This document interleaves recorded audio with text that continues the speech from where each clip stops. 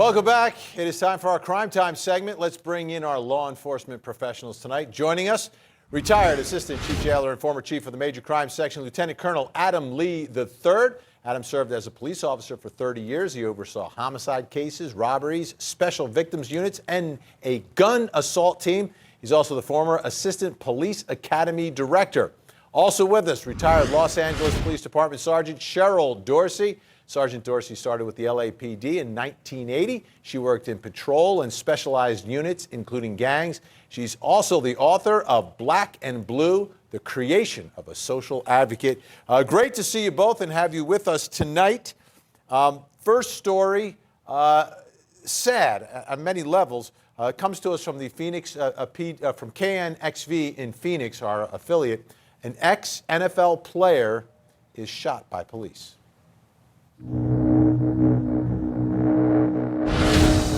These are the last minutes of Akon Udofia's life, a life with a close family, a great education, football successes, even a short time in the NFL. How did it end like this? 2 a.m., a high-crime neighborhood, barefoot in traffic, holding a realistic-looking BB gun. Hey, Phoenix Police, drop the gun! Drop the gun!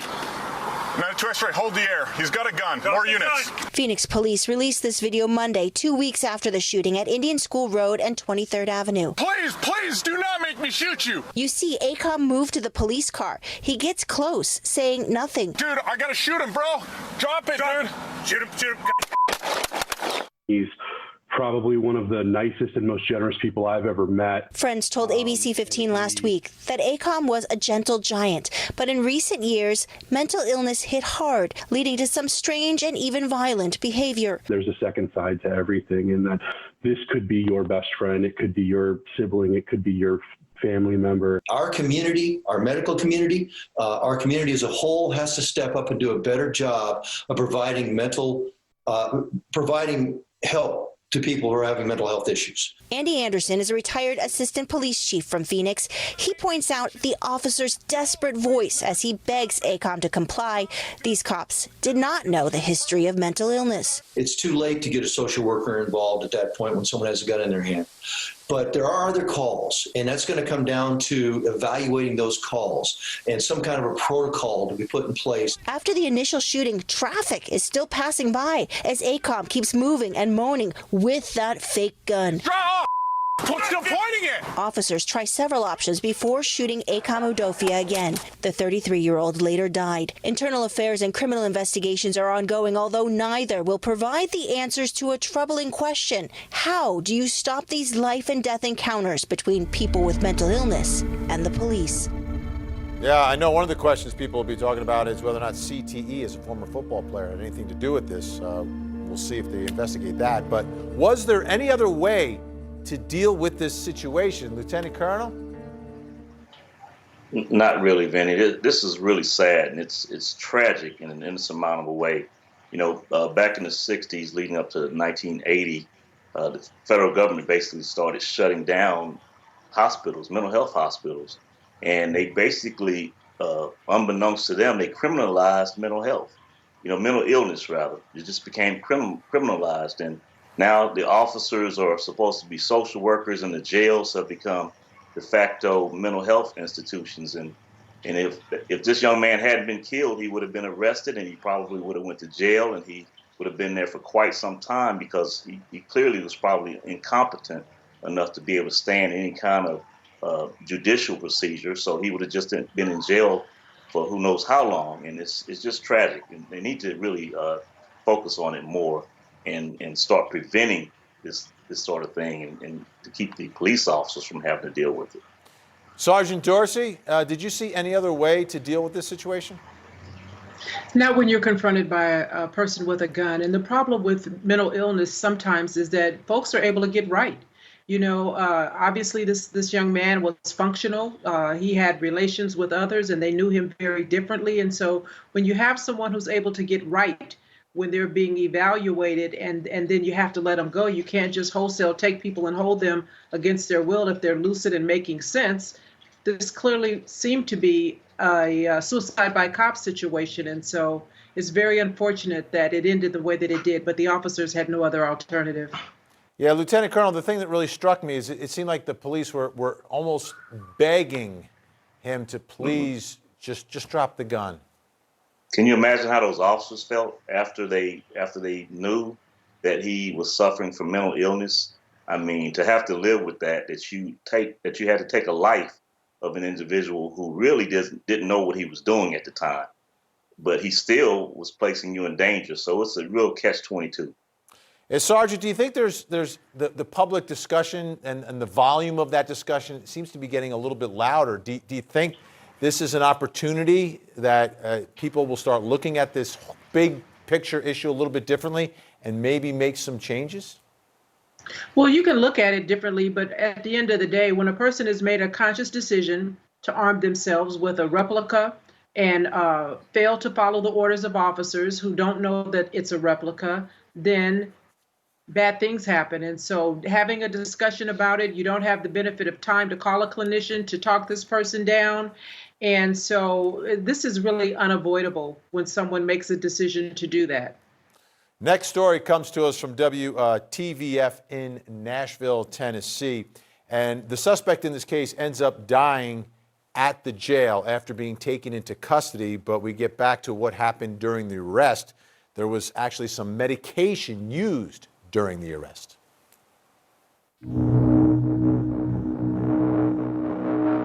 The video begins with one of the Metro officers hearing screaming from inside the house and someone mention a weapon.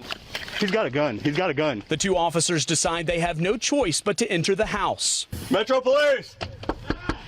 Towards the back of the room, you can see Larry Boyd holding a gun with it pointed at a woman who lives in that house. The officer tried multiple times to get Boyd to drop his weapon. Hey, put it down! Put it down! Drop it! Officers are eventually able to convince Boyd to come out on the front lawn, but the struggle to arrest him is only beginning. Get down! Stop resisting! After repeated attempts to get Boyd in handcuffs, officers tased Boyd twice within just a few seconds of each other.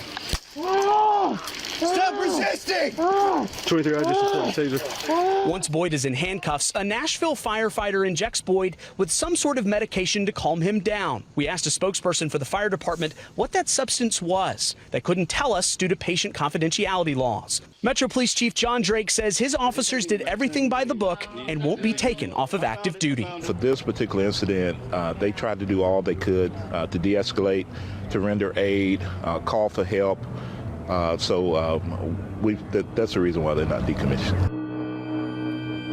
All right, here's the first question I have on this one is how common is the medicating of suspects, right, as the arrest is going down? Sergeant Dorsey? You know, we talked about this last week, Vinny, and so we know that it's very common. Officers in some instances are insisting that paramedics inject individuals with a sedative to calm them down. And that's not an officer's job because, listen, I don't know, we didn't hear if they were asking background information about this person's medical history. You know, was he taking medication that will contradict whatever it is that they injected them with? They didn't want to say what that sedative was. And so I think this needs to be a national discussion about officers either coercing paramedics and or paramedics making a decision to inject someone not knowing their medical history. Lieutenant Colonel, how common is this? Very common, just like Sarge just said. It's actually too common. This drug known as ketamine is widely used across the country. There's a lawsuit going on right now in Minnesota where an EMS person is suing, stating that the officers pretty much forced him to inject an individual on the scene. And of course, we have the Elijah McClain case in Aurora, Colorado, earlier this year when he died from the use of ketamine on him. And so there's always an inherent risk of using this drug when you don't know what the person has in his system already. It's dangerous to use it with alcohol. So that's just one of the items that could be in a person's system that could cause some serious problems and leading up to death. And it's an issue that we'll continue to cover and follow here on Court TV. In the meantime, we've got more Crime Time straight ahead, plus this. Should the prosecutor in the Doomsday Cult Mom trial be tossed off the case for alleged witness tampering? Tonight, the think tank takes a closer look. And 2020 was a horrible year. That is not in dispute. But what was the biggest injustice of 2020? Go to our Facebook pages and tell us what you think. But please, no politics.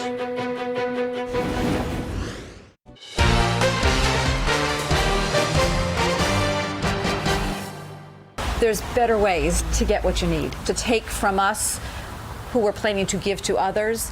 It saddens us.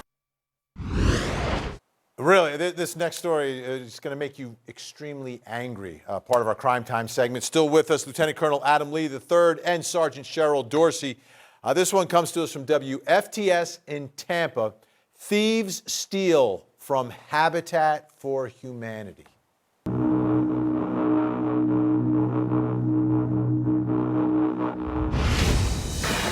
Habitat for Humanity of Manatee County hoped to finish this home before Christmas. Also, a single mother of two who was a frontline worker and works two jobs could have a new home for the holidays. But some Grinches stole those Christmas plans. There's better ways to get what you need, to take from us who we're planning to give to others.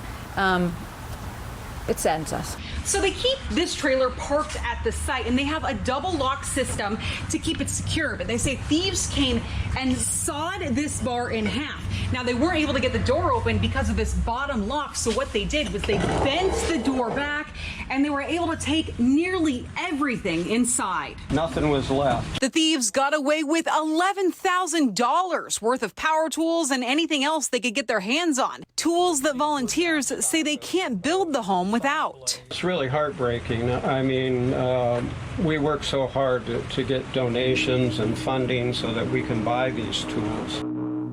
All right, here's my question. Do thieves literally not care who they steal from? Lieutenant Colonel, I know you've come across a lot of thieves in your career and a lot of criminals. Because the van, the trailer was marked very clearly that it was Habitat for Humanity. They're building, they do incredible work. Do thieves just not care? They don't. I mean, to people like you or me or Sergeant Dorsey, this is unfathomable. We can't imagine someone not having the scruples to not do something like this. These are the same kind of people that would go into a church and steal a gold cross from the altar because it's gold. You know, they have no conscience, and it's just hard for us to understand when we are people of conscience and we can't relate to it at all. So yes, to answer your question, there are people like that out there, and it's very unfortunate. Sergeant, why am I so shocked by it? I mean, I cover murder trials. I cover really horrific crimes. This is a theft, but to me, this one really struck me. Like, I can't believe that someone would take from such an incredible organization that is trying to help people that really, really need some help. Well, you know, we're first making an assumption that they understand what Habitat for Humanity is. And so there are always going to be opportunities. And given the time that we live in, I'm a little surprised that they didn't set up some sort of security system around this trailer where they had everything stored, if for no other reason to possibly act as a deterrent. If bad guys saw that there were prominently placed cameras, perhaps it may have given them pause and they may have found a softer target. Yeah, Lieutenant Colonel, is there any opportunity here that, I mean, they're not going to get this stuff back. I mean, it's like $12,000 of these tools that the volunteers come in and use to build these amazing homes. The crazy thing about this is they probably went and sold it to other construction workers somewhere, people who use these types of tools on their job. So they'll scout that out and they'll find some guys that are using these types of tools, and they'll sell those tools to them cheap, and those guys won't care where they got it from. They just know they got a good deal on some tools. Yeah, Sergeant, the other part, you know, you mentioned the setting up some sort of deterrent, which to me makes sense, right? They went through a lot, though, just to break into this thing. I mean, it wasn't like, you know, sometimes we cover these stories where somebody leaves something unlocked or it's kind of easy to get in. They really had to work. They sawed off one of the pieces of metal. They were banging down the door because of that second lock that was there. I mean, they worked hard. Yeah, and so it shows that they were determined. It shows that they had a plan. They obviously knew that they were going to need some tools themselves to get in there to get other items.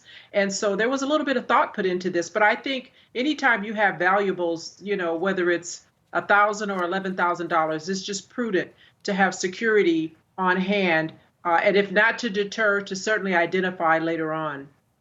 Absolutely. Final story tonight, and we're going to be able to smile a little bit, I think, comes from KGTV in San Diego. A closer look at a hero officer.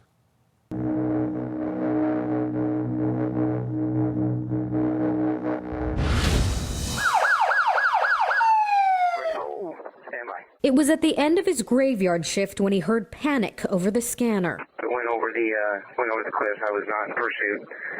Send medics. San Diego Police K-9 handler Jonathan Weiss noticed this was just around the corner.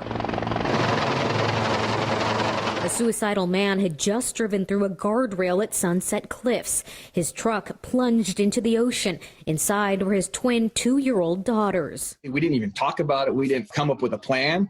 I just pretty much said, I'm going. Going down a 30-foot drop, MacGyvering a rescue rope with his 100-foot dog leash. He says adrenaline, police training, but mostly his father instinct kicked in. I had a 2-year-old daughter of my own, so when I'm looking in the water, it's her down there floating in the water. So now it's, okay, you're getting down this cliff. The husband and father of 2 swam to the crash site and hoisted the girls to safety. His brave actions on June 13th have since been recognized many times. He says it's a day he will always remember. I'm most grateful this year knowing that those 2 little girls have a second chance at life. Another unforgettable day, April 27th, 2019. Weiss was on his way to get lunch with his family when he heard an active shooter call. Moments later, he spotted the suspect, and without backup, he convinced the Poway synagogue shooter to surrender. Suspect pulled over, jumped out of his car with his hands up, and was immediately taken into custody. By none other than Officer Jonathan Weiss. He says his competitive spirit motivates him to be a better version of himself every day, to show resilience and strength for his community. If you feel like you're going to win, then incidents like this at Sunset Cliffs, I'm going to win this incident. I'm going to save these girls and this man. The synagogue, I'm going to win. I'm going to go home to my family, and he's going to go to jail, and the community is going to be safe.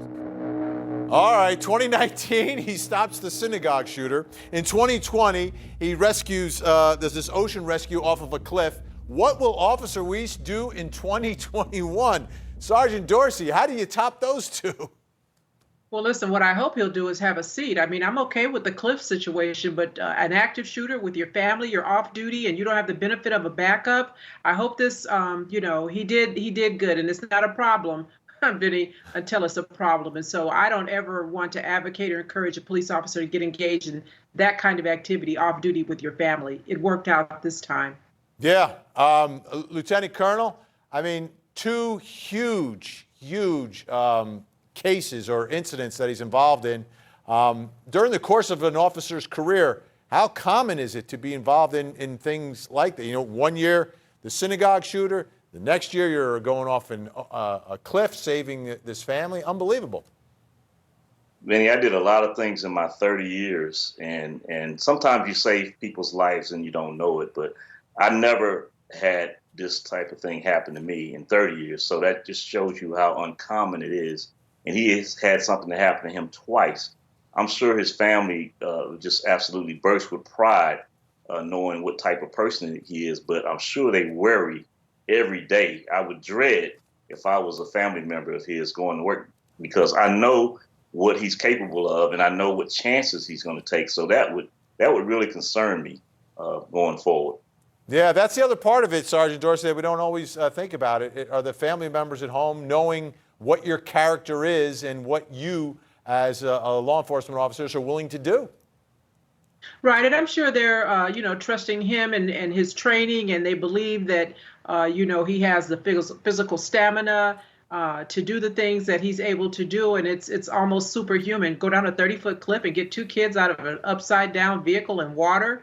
But I just hope I hope he gives pause when his family is with him, that he doesn't engage in that kind of activity. Yeah, absolutely. I follow 100% where you're coming from on that. Well, it is great to have you both on the program, and really did a great job all year long. You'll be back for much more in 2021. Lieutenant Colonel Adam Lee III and Sergeant Cheryl Dorsey, thank you so much. We really appreciate it. Thank you. Thank you.